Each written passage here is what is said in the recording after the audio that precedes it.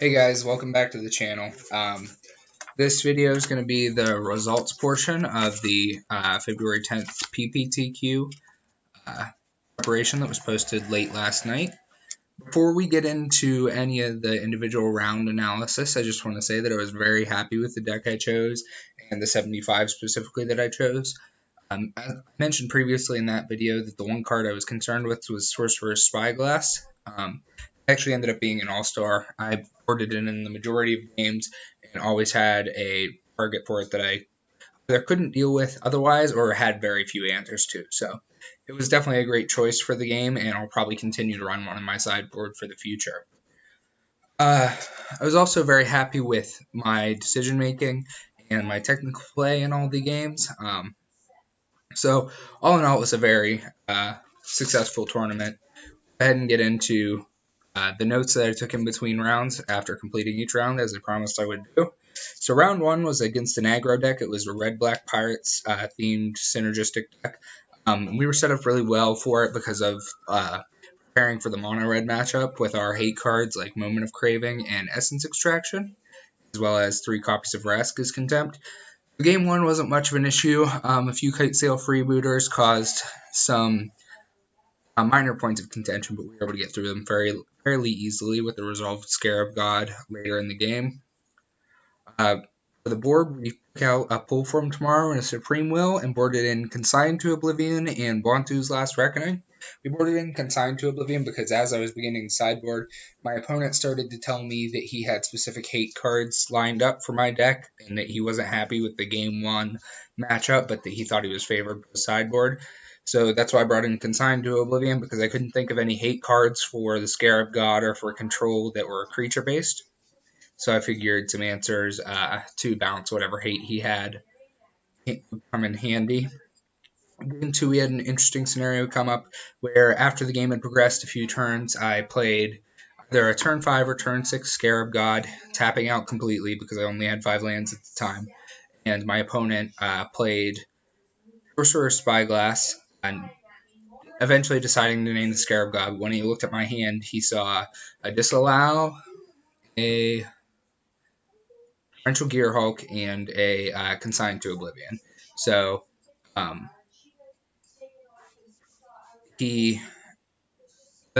apologize. That was off of the Kite Sail Freebooter he played later on, and he took the Disallow because at that point his board consisted of just the Sorcerer's Spyglass and a Kite Sail Freebooter. There's also a Kite Sail Freebooter in the graveyard, however. He decided to take the Disallow because he thought he needed to expand his board out and be able to attack around the Scarab God. Because even though he had it named with Sorcerer's Spyglass, it's still a 5/5 that the majority of his creatures couldn't attack around. I was lucky enough then to find my 6th land off the top of the deck, so I could bounce the Consigned to Oblivion, or bounce with Consigned to Oblivion, the Sorcerer's Spyglass, and then animate one of the Kite Sail Freebooters out of the graveyard to take the Sorcerer's Spyglass out of his hand. So I thought that was a line that wasn't completely clear, and I was pretty proud of myself for finding it to wrap up Game 2. Moving over to Round 2, we got a little bit of a pleasant surprise whenever we sat down at the match. The judge informed us that our opponent had a registration error, and we had been awarded Game 1, or our opponent had been penalized a game loss in Game 1. So we would be going directly into Game 2 without any sideboarding. In Game 2, I mulliganed to 5 immediately due to having too many lands, and then having too few lands, finally having a hand that was a little bit mediocre. It had 3 lands and 2 spells, so I was happy enough to keep with that and just hope to turn this 5-lander around, or this 5-card hand around. Ended up being a green-white tokens matchup. Every card was a 2-for-1 with cards like Merfolk Edgewalker and Jade Light Ranger and Adorned Pouncer and Sacred Cat. So with our mulligan to 5, it was like pretty much impossible for us to come back from that, and we ended up getting beat down by some Eternalized Adorned Pouncers, swinging in for 8 damage each and finishing up Game 2 pretty easily. For the board for Game 3, because that was the first time we had the opportunity to board in this round, we brought in a Sorcerer's Spyglass, Deadeye Tracker, Crooked Condemnation, Consigned to Oblivion, and Bontu's Last Reckoning. The Sorcerer Spyglass can actually hit all of the bomb and eternalize abilities. So, for instance, there were a number of Sacred Cats. We could play Sorcerer Spyglass on turn 4 and avoid having them eternalized. Excuse me. The way that game progressed, our opponent got off to a really aggressive start, and we found ourselves behind pretty quickly. However, we were at about 2 or 3 life. We managed to rip a Torrential Gearhulk off the top, flash back a Moment of Craving, and that got us a little bit more life. Not shortly after that, we found ourselves at 1, found a second Torrential Gearhulk, and really managed to stabilize the board for a while. Our opponent was at around 30, I think it was 28 or 29, due to damage from Sacred Cats at that point. And I thought we had stabilized. However, our opponent found a removal spell off the top of his deck to take out one Gearhulk, and then eternalized a creature to take out the second in combination with a Blossoming Defense. At that point, we managed to find 3 lands off the top of our deck, and we died to the first creature they had found. So going into round 3, we were 1-1. We played against Mono Red. As mentioned previously, we tuned this deck with Mono Red in mind. I believe it to be a pretty favorable matchup. However, we mulliganed to 5 with our two hands being 2 Search for Azkantas, a Fatal Push, an Island, a Consign to Oblivion, and a Torrential Gearhulk. What is that? That was around what the hand was. And then the second hand was everything included in that -1 Search for Azkanta. So pretty much the same hand again. We then mulliganed to 5 and had a decent hand. But we quickly died to Mono Red because we just didn't have the resources necessary to compete with their aggressive strategy. Game 2, we warded into the Consign to Oblivion, the Duress, and 1 Deadeye Tracker. And then we boarded out Pull from Tomorrow, a Onto's Last Reckoning, and a Search for Azkanta. And at that point, the matchup becomes pretty easy for us. We were still at 20 life by the time they killed us, which I'm sure we had gained back through some series of Moment of Craving and Essence Extraction, but we were still at 20 whenever we killed them.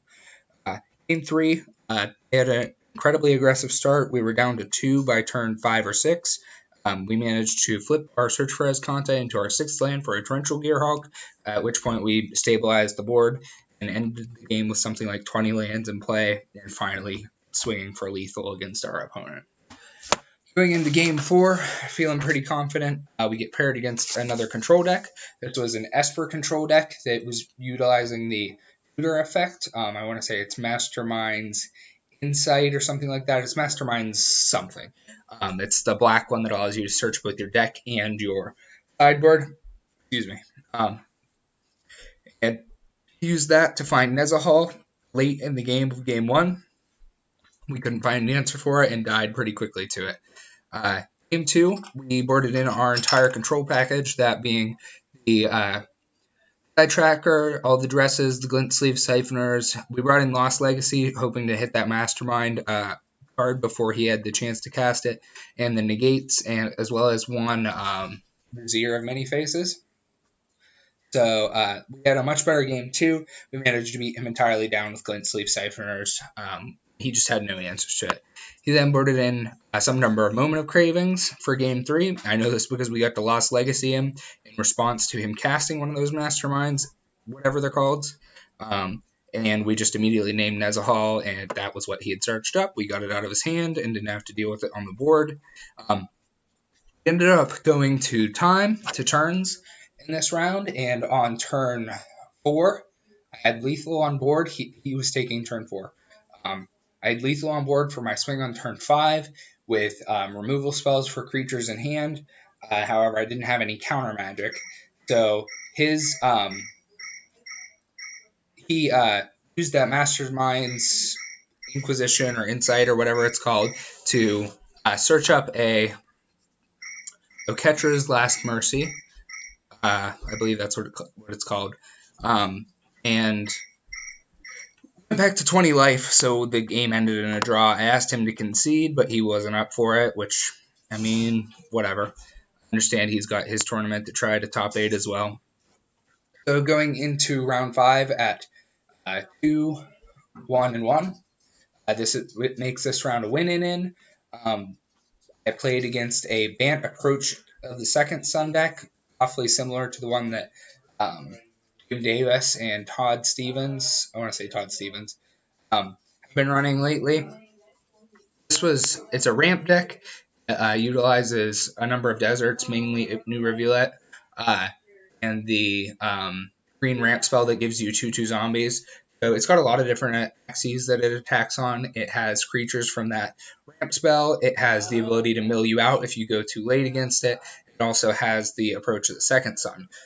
So we lost pretty handily to that game 1 with a bunch of creature removal in our hand and a approach to the second sun, as well as Ixalan's binding on our Scarab God and Torrential Gearhawk. So whenever it hit the Torrential Gearhawk, I just conceded because I had no win conditions left in the deck. For game 2, we boarded in basically our counterspell package. We probably boarded out a little bit too much removal. I knew just from the quick glance I'd seen of the list previously that they board in the 7/6 hexproof Carnage Tyrant.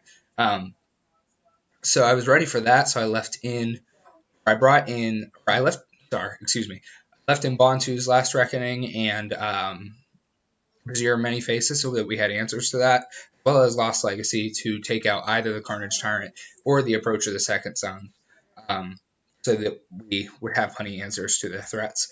However, I forgot about the card Regal Caracol, which he apparently boarded in 3 or 4 of, because we died to some combination of 3 of them by turn 8 or 9. So we finished out the tournament at 2, 2, and 1. However, I was very happy with our play, very happy with the way the deck performed. I think just a few less mulligans, and just a little bit more luck, and I think we very easily could have top 8'd that, particularly that top deck from our opponent in the last round, where we got in round 4, where we got the draw, where he had top decked Tutor Effect. He top decked any other card in his deck, we could have won. However, because he top decked Tutor, was able to go get his Oketra's Last Mercy, we ended up drawing and did not make top 8. All in all, great tournament and a great experience. I look forward to hearing back from you guys about your opinions on my description of the tournament or any insights you guys might have into any of that. Hope you're having a good night, and thank you for watching.